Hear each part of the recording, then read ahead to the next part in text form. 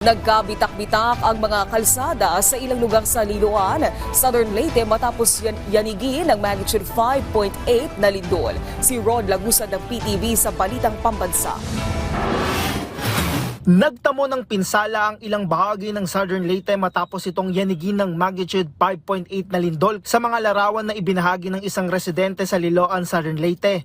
Makikita na nagkabitak-bitak ang mga kalsada dito. Ang mga paninda sa tindahang ito nagsintumbahan. Nagkalat din ang mga case ng alak at soft drinks. Ang loob ng bahay ay nagkagulo din kasunod ng lindol.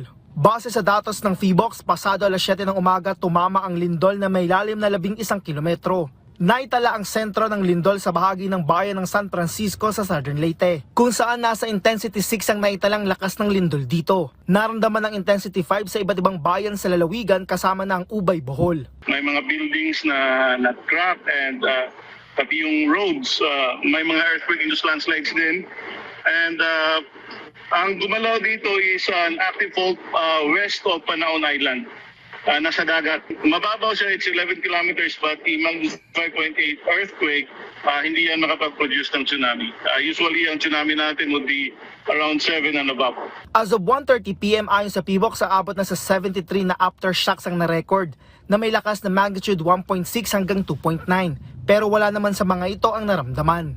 Bago naman magtanghali, pasado alas 11:30, tumama naman ang magnitude 5.4 na lindol sa bahagi ng Siocon, Zamboanga del Norte. Unang iniulat ng PHIVOLCS na nasa magnitude 6.1 na naturang lindol pero na-downgrade din ito matapos ang recalculation. Naitala ang intensity 5 sa Siocon, Zamboanga del Norte, Ipil, Zamboanga, Sibugay at sa City of Isabela. 43 kilometers considered as a deep earthquake yan, and source nito would be the Sulu Trench. When we say intensity 5, medyo